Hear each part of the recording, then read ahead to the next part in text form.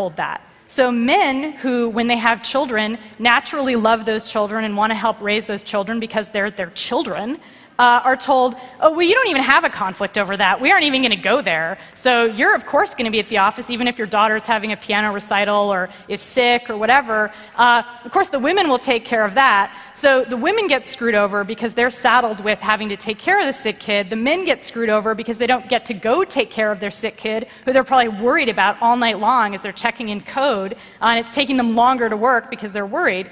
So this is a situation that sucks for everybody. And as I said, I think there's a few simple ways to fix it. One is to not assume that women's reproductive lives and personal lives have anything to do with their work lives. The other thing to do is to assume that men may have personal lives that affect their work lives. And to sort of make work policy accordingly. So as a final moment, a final coda in this talk, again, I want to talk about making new fantasies about women and new mythologies about women to kind of combat these crappy old mythologies that I've been pissing all over for the last several minutes.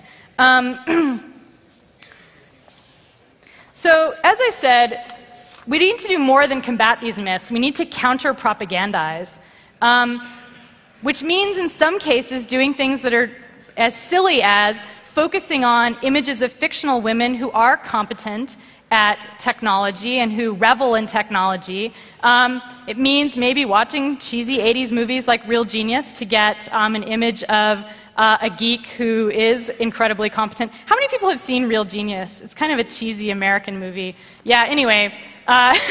And so most of you haven't. But at any rate, it's a story about a bunch of geeks at Caltech in California, a famous technical school. And the main character, Mitch, is a really young guy. He's the one who's male in that upper picture.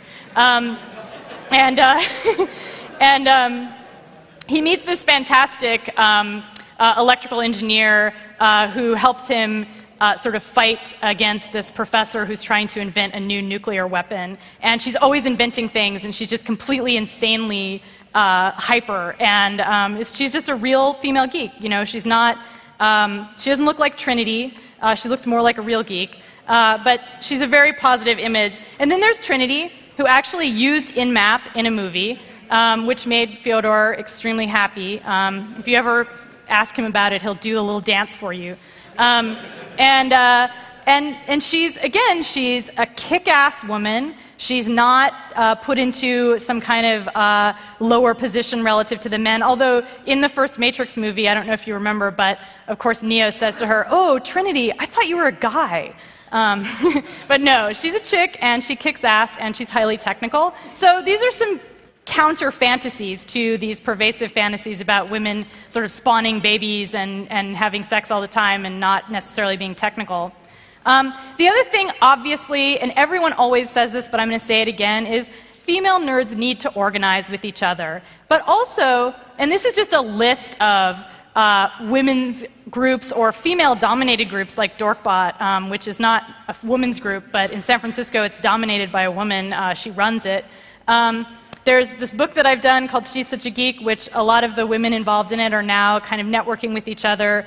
And then there's a lot of these other groups like Linux Chicks and the Hexen and BlogHer, which are all women's-oriented technical groups. However, I want to give you my coda, which I think I've said about 15 times, which is it's not just about women networking with each other. It's about men and women networking with each other. It's about men helping women as much as women help women. Because given that there's more men in technology, men are going to need to help us. So men help us by hiring women and by mentoring women and by organizing with women and coming to women's events and telling them, hey, I've got a job at my company.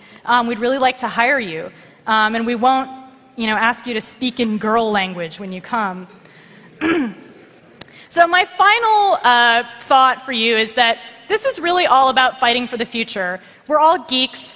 We fight for the future. We fight to make the future a better place. And in combating these myths about women's identities and in combating the problems that women are encountering in the workplace and encountering as they try to enter into technology, we get to do something that we all love doing, which is fighting for the future. and fighting to make the future awesome, and not like in, I'm just going to pick on the show Torchwood, which probably none of you have actually watched, but in the show Torchwood, they fight to stop the future. I never quite understood why they did that, but we're fighting to start the future for women. So the message is, fight to bring women more into technology, don't watch Torchwood, and thank you very much.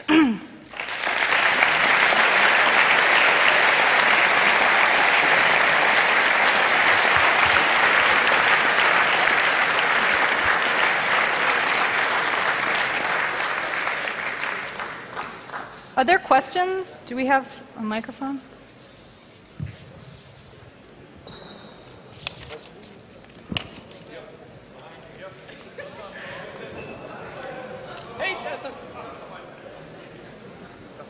Hi.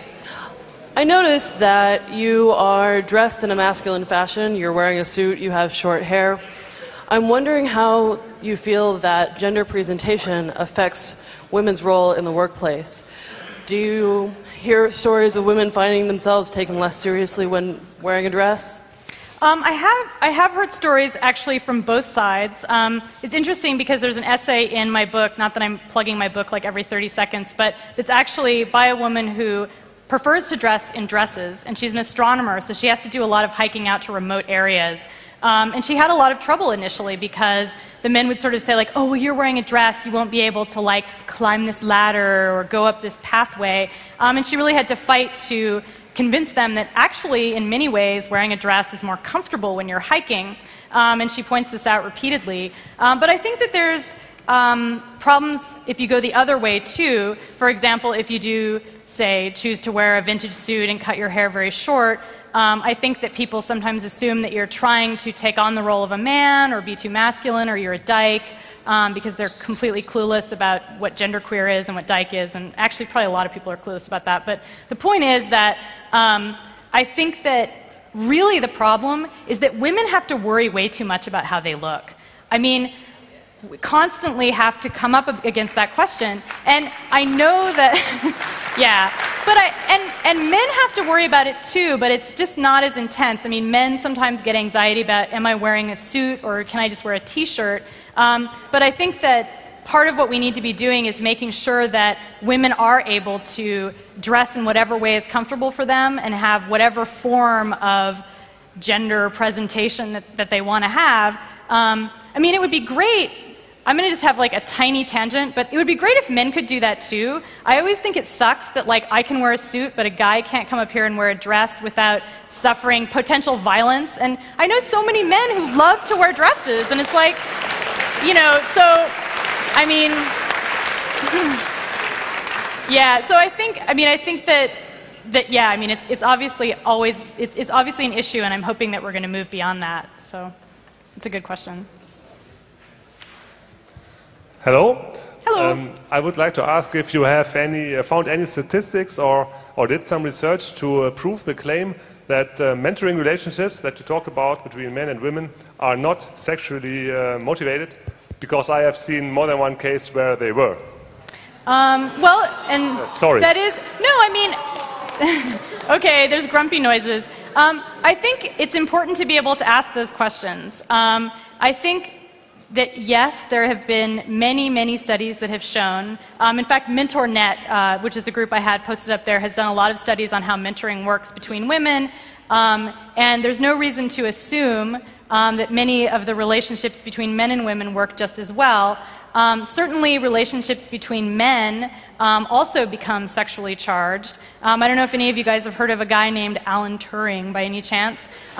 He might have been fucking a boy or two that he was working with, and I think it probably turned out okay. So I think that, yeah, I mean, I think what we have to acknowledge is that there's always going to be a tiny % of people, regardless of their gender, who are going to have sex with their mentors. And the vast majority aren't going to, whether the relationship is between a man and a man, or a woman and a woman.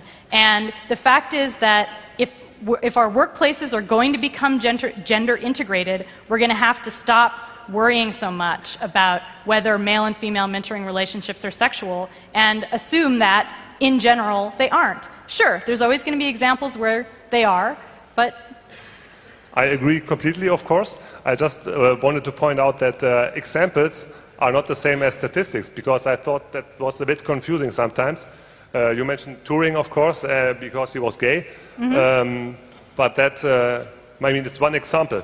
It's exactly like Miss Lovelace. And I think sometimes that came across a bit as a mix-up between this is a statistic and this is an example, because an example does not prove a trend. Right, and so nor do your examples prove a trend. So yes, we're agreed that anecdotes don't equal statistics, so yeah. Good. This is coming back to the mentoring question a little bit from a different tact.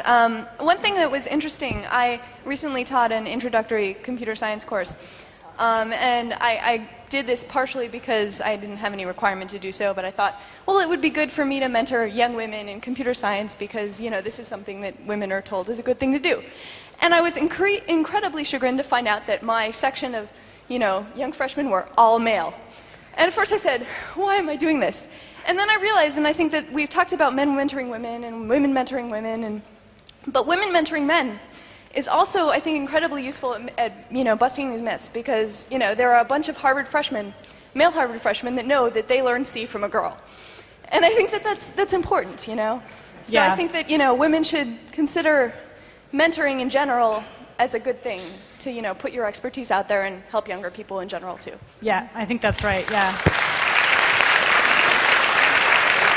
Yeah, I was going to add on to that. I mean, I've done, I'm a hacker, I've spoken at conferences for several years, and I finally stopped talking to reporters about, oh my God, what's it like to be the girl hacker? You know, frankly, I'm not interested in talking to them about that. I want to talk about backbone security. I want to talk about cryptography. One of the best things that I think you can do to help women in the field is just treat us like nerds. Geek on out with us. Don't get so hung up on, oh my God, girl, oh my God, girl. You know, I don't go to my Linux users group to pick up dudes. I go to talk about Linux. Yeah, I think that's right. Yay. I would want to add to what Raven was saying that what she's talking about is kind of the flip side of the invisibility problem, because there's this problem of people saying, you know, female hackers don't exist, but then there's the other side where if there is a female hacker, she receives so much weird attention. Or aberrant attention, or I'm not sure how to describe it, but attention that a male hacker wouldn't receive, that it's very uncomfortable. And so you get that simultaneous feeling of being invisible and then looked at all the time. And both things kind of suck. And as Raven says, the goal is just treat her like a nerd. She's just another nerd. She's got an OpenBSD shirt too. I have one too. Yay! Yeah, hello. What do you think about laws which force companies to employ at least 50% women? Are they helpful or maybe harmful? It's hard to say. I don't know of any laws that force companies to employ 50% women. In Norway, there are some. I'm sorry? In Norway, I heard. In Norway? Wow. 40%. The question really is about quotas. Like, what does that do? I really go back and forth on that question. I kind of have to say I have to take the sort of wishy-washy way out, which is to say it's good and bad. It can be good because it forces people to consider candidates that they might not otherwise consider, because let's face it, I mean, I've done hires, many of you have done hires. We tend to hire people who are either our friends or recommended by our friends, or people who remind us of our friends. And if we tend to be friends with people of the same sex, that means that if we get two candidates, one is the opposite sex and one is the same sex, we may just unconsciously gravitate toward the candidate who is more like us. And a lot of studies have shown that happens not just with gender but also with race. And a lot of these same problems come up for racial minorities. But on the other hand, it can create a lot of divisiveness in the workplace, because what happens is when women or other kinds of minorities are hired under affirmative action programs, they often get treated like second-class citizens. People say, oh, well, she was only hired because she was a chick, not because she's an awesome coder. So I don't know. I wish I had a good answer. I don't know how to reconcile those two things. I think there has to be some policy in place in a workplace that's completely male-dominated, like so many computer engineering workplaces, and especially security-related computer science is so male-dominated. There has to be some push toward hiring women, but I think forcing a quota is too much. So I don't know what the middle ground is, but I think it would be nice to explore some kind of middle ground. So I'm sorry that